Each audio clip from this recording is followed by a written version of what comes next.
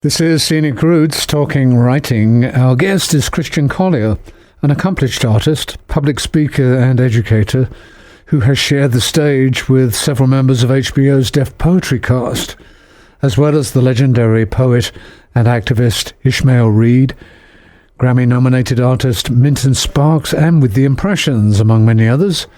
He's also given a TED Talk and been featured on an episode of TNT's State Farm Neighborhood Sessions with multi-platinum recording artist Usher Raymond. He's been featured regularly on the Indie Feed Performance Poetry channel, which prides itself on featuring the best spoken word artists working today. Some of his works have been featured in the UK newspaper The Guardian and published in such publications as the Seven Hills Review, Dirty Chai, Freeze Ray, Voicemail, Poems, Calliope Magazine, and the Origami Poetry Project. His most recent collection, just published, is titled The Gleaming of the Blade. This is the second half of our conversation. The first half is on the website, wutc.org. This is Christian Collier. This is The Quiet Storm. The officer's gun still awakens me. 15 years after the night, his index finger became a cedar ring around the trigger. Anytime I close my eyes, the muzzle's round cavity is trained on me. Anytime rest takes hold, my mind expects the bullet, the sharp burst of light and noise. Because it does not come, I live within a wound no one else can see. Trauma builds its monsters from the bones of experience. Blood records and remembers everything it survives. What did not kill me, I now belong to. What has allowed more time to pass through me, I am possessed by. What owns me, an ebony Glock 22 and a man's featureless face shouting behind a brass badge. My almost murderers breathe inside me.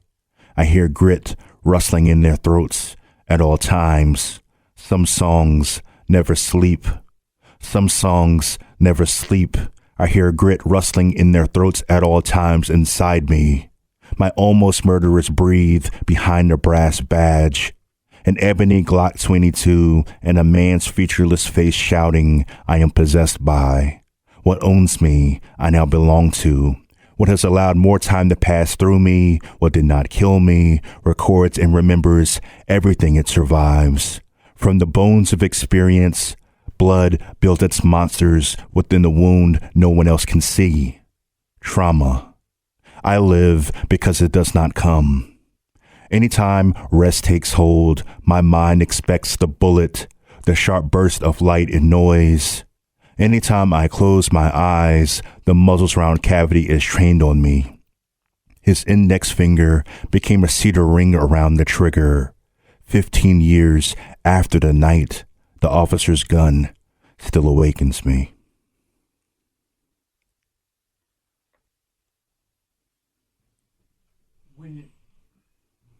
When you read the poem that way,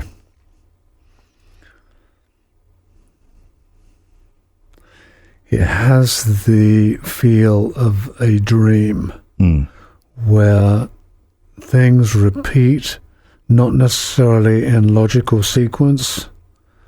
The same thoughts and the same experience recurs. And it's a bit like what you were saying before about the way you put the words on the page in the previous poem. Mm-hmm. The way you wrote that and then read it is to make, is to keep repeating until you get that kind of nightmare response. Is this ever going to stop? Mm. It keeps repeating. But it doesn't repeat the same way. But the end result is the same. Mm.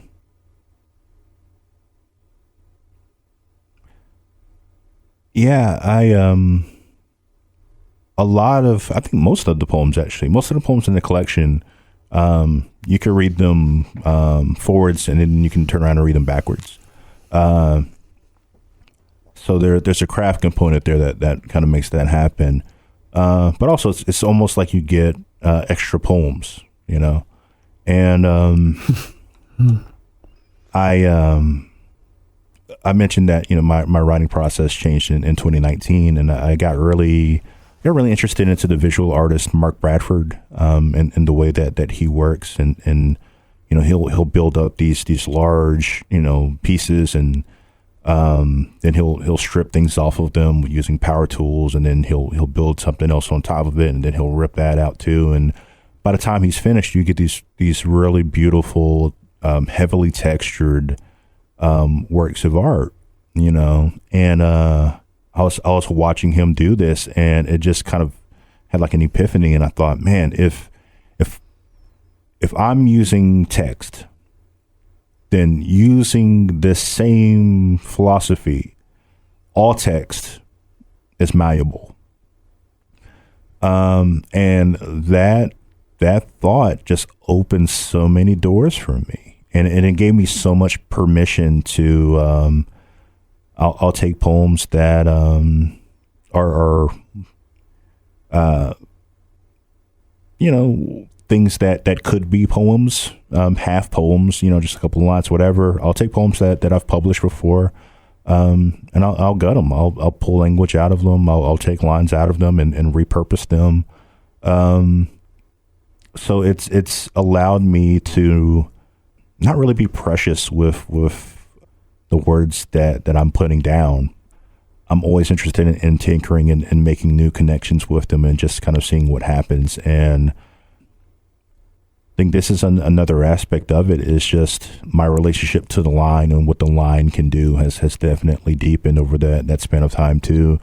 So how can I, you know, work with language in a way that I'm keeping you on your toes as both a reader, and even if you're not looking at the poem, how can I keep you engaged and on your toes as a listener? So yeah, a lot of that is at work in the collection. I never want to be one of the people who's like, hey, look at me, I'm doing this fantastic thing. So if I'm reading live, I read Quiet Storm like that, just to kind of illustrate that point that you can read them forwards and backwards. So it's a way for me to kind of do that, and hopefully people are like, oh, that's neat, without me having to, you know, feel like I've just been overly didactic, you know. It doesn't come across that way at all. Actually, the impression that it leaves on me is that it goes from a description of an event to a way of making that experience the experience of the listener. So it's no longer describing it. It becomes visceral, becomes something that you are experiencing in the poem as you read it. Because by going back over it again, it becomes mantric, and you are no longer listening literally, you are now listening with feeling. Right. I like that. I like putting the reader in the driver's seat. I want you to feel the tension. I want you to feel the danger, you know, and I want you to feel the hope. So that's really what I'm after, is I want you to have an authentic response, you know, to what's going on. And then that kind of brings us to the next poem, Elegy for Julius Gore. Okay. Which takes the experience that you were describing in the previous poem and uses it for a commercial product, which is almost a daily occurrence, right? There's not a day goes past, I don't think, that somebody doesn't see something like what you're describing in this poem. Right. Yeah, and this poem kind of came about as a joke. Julius Gall is a character in the movie Friday the 13th Part 8, Jason Takes Manhattan. And So as a joke on social media, I was like, I'm going to start writing poems about black characters in horror movies, and then I just caught and started writing, and I was like, wait a minute, this actually kind of has like some legs under it. And I've written a couple of them. I think two are in the collection, and there's some more that aren't. But I was like, man, I never really thought that would have been an angle, to work. So, but yeah, Elegy for Julius Gaul.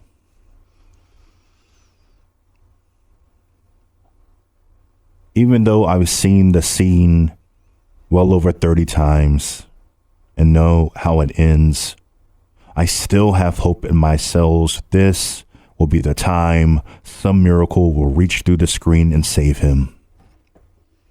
Though he faced death on the ashen clavicle of that Manhattan building, but for the lone audience of the moon, he will somehow will his exhausted body into slipping that fatal Sunday punch to escape free, unsmudged and alive.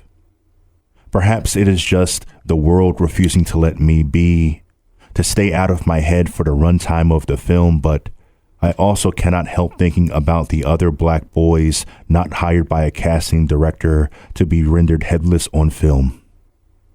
Those now forever anchored to being young, whose families were elected by the god of circumstance to carry the murders of their sons or fathers or brothers the remainder of their days.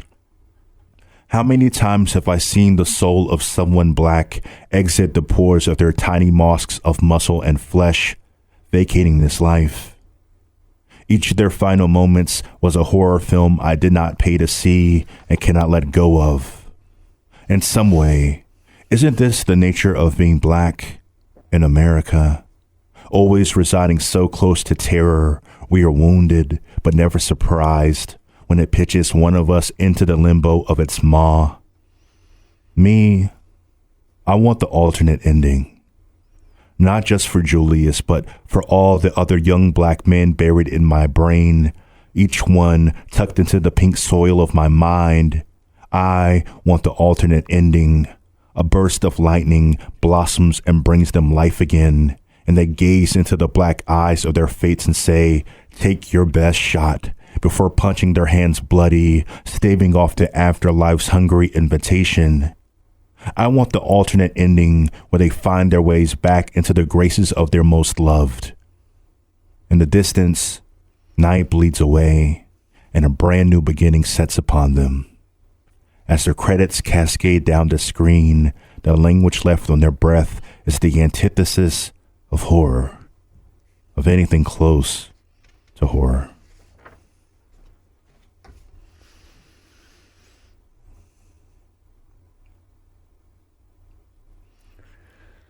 I don't know how to respond to that. To be honest, the first thing that occurs to me is that what you are writing about and what you're describing has become all too common. Your challenge as a writer is to make that which we have almost been numbed against as something real again, visceral, something that you feel again, that you don't say, oh, without having any real emotional investment.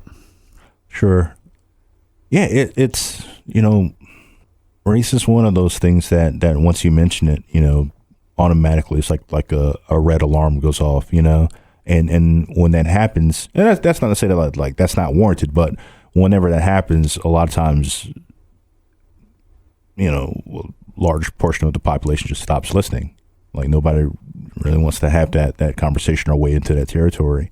And I think that it's, James Baldwin once said that we as a country have never really had an open, honest dialogue about racial matters. And until we do, that fissure just continues to grow wider and wider. I think that for a lot of people who've never had just really contemplate what happens or what they perpetuated upon, brown people. How can I try to bridge that gap a little bit, And that's not to say that I'm necessarily like writing to make that happen. Everybody has their own path that they choose in this life, but I just think that being alive, really within like the past, 10, 11 years, I just don't see how you really can not be affected in some way by the things that you've seen. Because we've all seen these things, you know what I mean? Like there's so many things that have gone viral, and you've literally been able to see somebody and multiple somebodies like die on film. How does that not move you unless you believe that that's like okay? And I mean, that's a conversation, I guess, beyond the book. I just think that it's strange to live in a world where this is kind of where we're at. So, me being a writer and an artist of witness, how do you speak to the moment? And I guess really that's kind of informed a lot of the work that's gone into the collection. I don't feel qualified to comment on that, really. I think it's true that most of us have a kind of programmed response, one that is sympathetic, but it's not possible to be empathetic unless you've lived it. You can imagine it. You can say, wow, I see that, but you don't really. You see somebody else's experience. My first response is to be angry, and can't carry anger indefinitely, There are some things that in the broader sense, there's not a lot we can do about. All we can do is make sure that doesn't happen in our lives, that we are not an agent of any of that stuff, that we're doing our best to meet everybody as we want to be met. The world's the later it gets in the evening, the more I think the world is not only literally, but is a dark place. It's a difficult place to navigate for all of us, but for some of us, it shouldn't be as difficult as it is. Yeah, there's a friend of mine who's a poet also named Philip Metris, and he told me a couple of years ago, he's like, if you think about it, there really is no place that was made for anyone, right? Like, there really is nowhere that you can go where everything is just totally fine for any person. But, knowing that, it's really kind of crazy that if you just really wonder, like, man, like where would we be at as a society, as a country, as a world, if people stop bothering other people? Because I think that's really what it boils down to. It's like so many of the things that happen, so many of the problems and everything, so much of the brutality is just being perpetuated by like regular people. I know. That's Elizabeth the other morning was really upset. She said, she's looking out the window, she said, oh my God, this is such a beautiful place. Why do we keep screwing it up? I think that, the answer to that question is well, one, like a tremendously, valid one to definitely explore and interrogate. But I think that it says way more about not just people in general, but the people who perpetuate that brutality. Then the victims of it, the recipients of that brutality. It says way more about the people who go out of their way to perpetuate it. And the saddest thing, I think, is that the people who perpetuate it are equally victims. You don't get away with anything in this world. There's a karmic response to everything you do in this world. And if you spend your life embracing evil or negativity, you pay the price for that every day. Inside. Maybe. I hope so. Because you're internalizing something that's brutalizing, that's inhuman. And as a human being, that's got to have some kind of impact. We've all got Putin on our minds at the moment. I can't imagine what it's like to be inside his head. That is a horror movie. For him as much as it is for us, I think, Maybe, but because I think that requires like a certain level of belief and accountability too. And I think that a lot of people just don't really have that, or care to. I think that,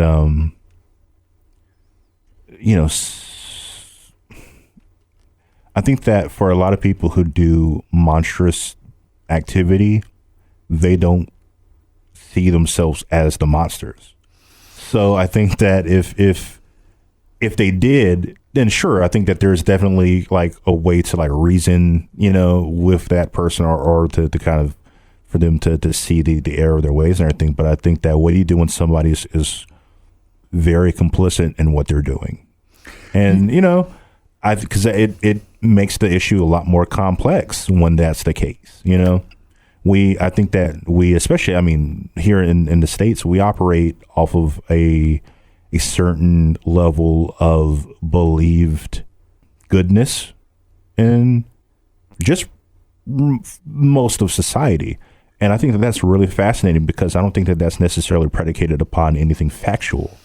And I think that invariably when you have somebody like, oh, well, this person did this, it's like, I don't believe that person did it because I know them. It's like, yeah, but you're not in that person's head all the time. A certain aspect of that person, largely what they have allowed you to see. And inherent in that is like, you're not going to know if that person is a monster to women, or if they're racist, or like these different things.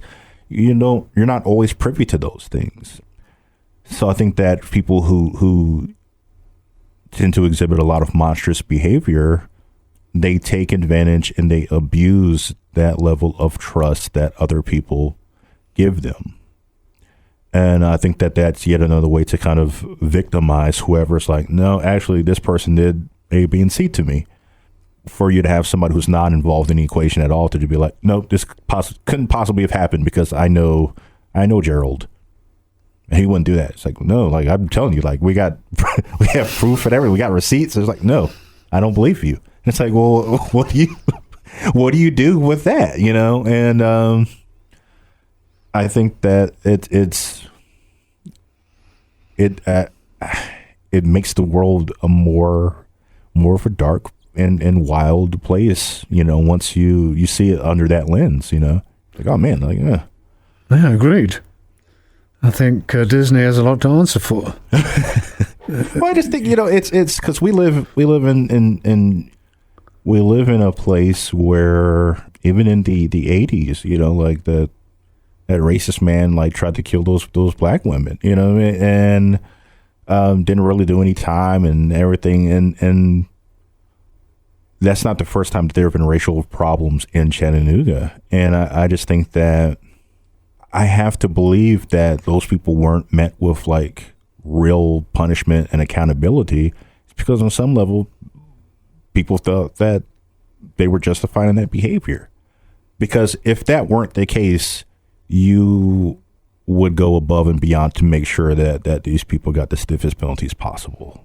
Even if that's just, the court of public opinion, which can often be the most, and even more rectifying entity, right?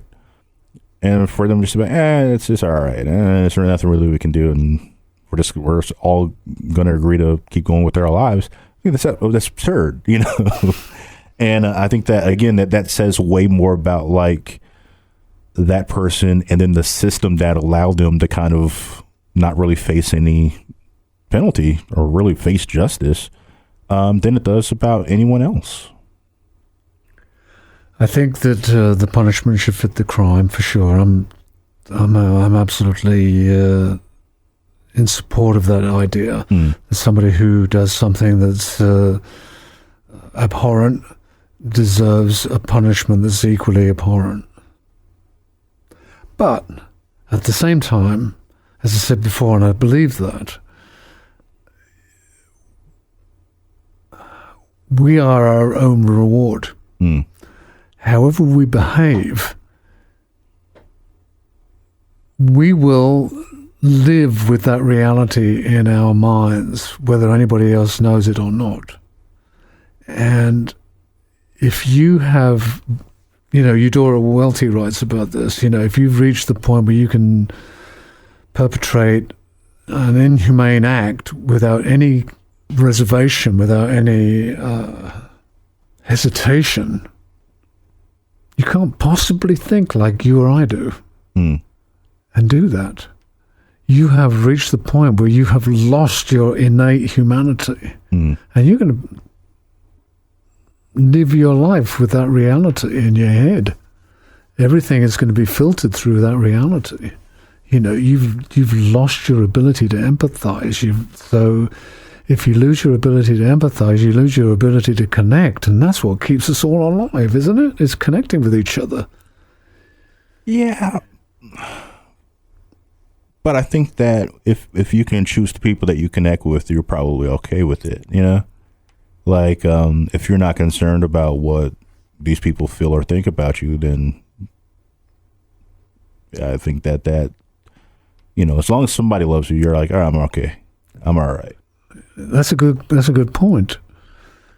Have you, when you behave that way, reached the point where you are no longer lovable and you can't expect anybody to care about you?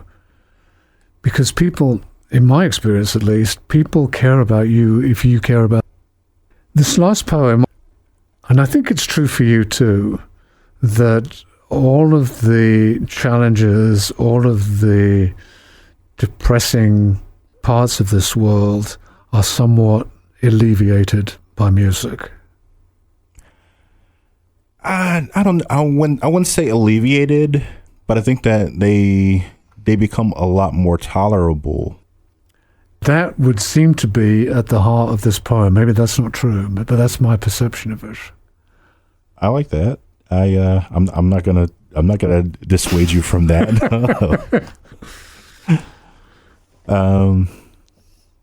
This is When the Moon Couldn't Be Found. When the moon couldn't be found, John Coltrane seized my ear with the sound of his horn as my girlfriend's father followed me out of Graysville after he threatened to blow my head apart if he caught my brown hand upon her again. The fog silhouette shook its head while I barreled through its shame. It was witnessing again a black man stalked on a dark strand of Southern Road. At 3:37 in the morning, I was a blue locomotive, rage blue from one white town to another under a moonless sky. Coltrane was playing, and I wanted nothing but to be the rush of notes surging from the speakers, painting the shaded inside of my Dodge Intrepid. I wanted to be that free, that anointed by the sweet mouth of a dead god. Thanks, Christian. It's always fun to talk to you, but at the same time, it's also makes me think about everything again, and I think that's what a good writer should do. Oh, thank you for having me. Thank you for honoring me and allowing for us to talk about these things. It definitely means a lot, and I appreciate it. Christian Collier's most recent collection, just published, is titled The Gleaming of the Blade. His website is christianjcollier.com. This is Scenic Roots talking writing on listener-supported public radio in Chattanooga.